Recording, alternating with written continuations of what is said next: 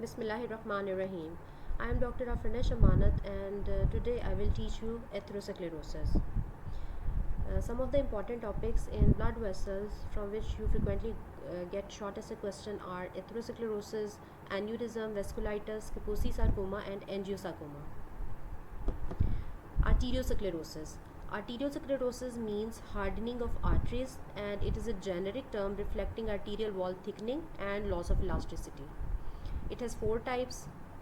Arteriosclerosis, it affects small arteries and arterioles and it may cause ischemic injury. It has two variants, hyaline and hyperplastic. The second is Monckeberg medial sclerosis. It is characterized by the presence of calcific deposits in muscular arteries and they are usually centered on the internal elastic lamina. They occur over the age of 50 years and not clinically significant. The third type is fibromuscular intimal hyperplasia. It is non-atherosclerotic process. It also occurs in the muscular arteries that are larger than the arterioles, and they form the basis for in-stent restenosis and major limiting factor in solid organ transplant. Atherosclerosis.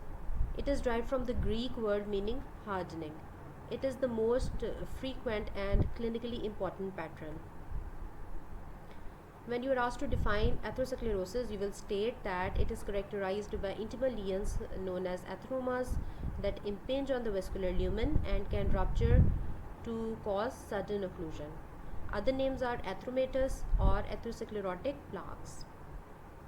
And it forms the basis for coronary, cerebral and peripheral vascular disease. This is the cross section of atheromatous plaque and we will discuss it in detail in the next slides. This topic is important. You frequently get a short essay question on the risk factors for atherosclerosis. There are constitutional, modifiable and non-modifiable risk factors. Constitutional risk factors: genetics, family history, familial hypercholesterolemia, history of hypertension, diabetes, age, increased incidence between 40 and 60 years of age. Women are relatively protected under the influence of estrogen, but after menopause the incidence also increases in women and can exceed even that in men. Non-modifiable factors are genetic, family history, increasing age and male gender, while the modifiable are hyperlipidemia, hypertension, cigarette smoking, diabetes and inflammation. Now hyperlipidemia, specifically hypercholesterolemia, it is the major risk factor for the development of atherosclerosis. And you are already familiar that there are two types of cholesterol. One is associated with the increased risk of atherosclerosis and this is known as low density lipoprotein. It is the bad cholesterol because it distributes cholesterol to the peripheral tissues. The second one is HDL cholesterol, also known as good cholesterol, and it mobilizes cholesterol from the periphery and transports it to the liver for biliary excretion. Some of the other factors are diets rich in cholesterol and saturated fats, diets rich in polyunsaturated oils. On the other hand, omega-3 fatty acids, they are beneficial, as well as exercise and moderate consumption of alcohol. They raise HDL levels. Statins are a type of drug that lower the cholesterol levels by inhibiting HMG-CoA reductase, the enzyme which is involved in hepatic cholesterol biosynthesis. Hypertension increases the risk by 60%, cigarette smoking and diabetes. Because diabetes is associated with raised circulating cholesterol levels and increases the risk for atherosclerosis. Inflammatory cells are present during all stages of atherosclerosis. CRP, it is a marker of inflammation. It is acute phase reactant synthesized in the liver in response to inflammatory cytokines. Hyperhomocystinemia, serum homocysteine levels correlate with the coronary atherosclerosis, peripheral vascular disease, stroke and venous thrombosis. Metabolic syndrome, we are studying the additional risk factors for atherosclerosis. One is metabolic syndrome. It is associated with central obesity, and it has certain features like insulin resistance, hypertension, dyslipidemia, hypercoagulability, and basically it is pro-inflammatory state, and lipoprotein A levels, elevated level of procoagulants, clonal hematopoiesis, and type A personality. Response to injury hypothesis. Now we are discussing the pathogenesis of atherosclerosis. This diagram is very important to understand. Here you see the cross section of the artery. The innermost layer is the endothelium, then the media, and finally the adventitia. Adventitia is the outermost layer. When this endothelium is injured by some chronic stimulus, they have been listed here like hyperlipidemia, hypertension, immune reaction, etc. There is recruitment of inflammatory cells to the endothelium, and this endothelial injury can occur in the form of increased permeability or increased production of receptors for inflammatory cells, which promote leukocyte adhesion, monocyte adhesion. Now, these monocytes are then transformed into macrophages, which further release certain cytokines and growth factors which promote smooth muscle recruitment. With this, the formation of fatty streak occurs. The macrophages and smooth muscle cells engulf lipids.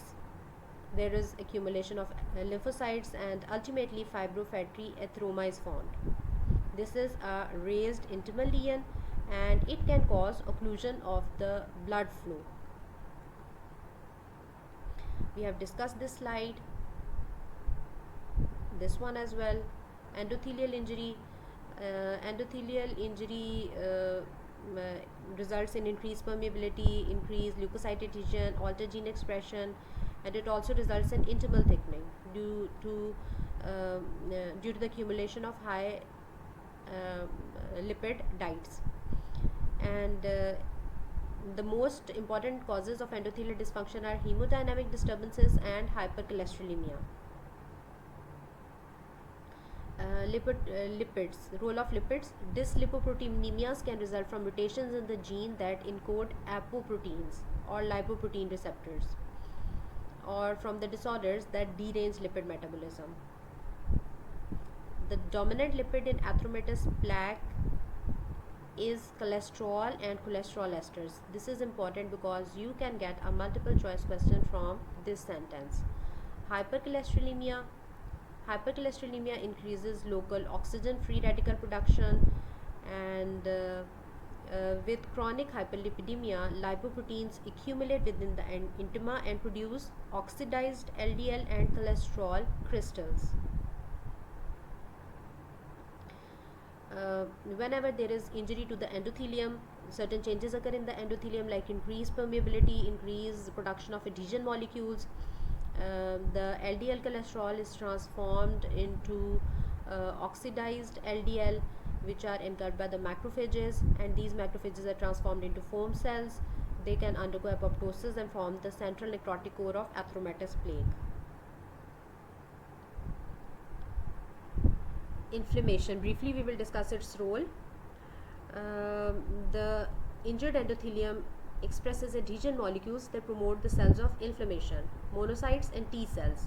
These monocytes can differentiate into macrophages and engulf lipoproteins, including oxidized LDL and cholesterol crystals.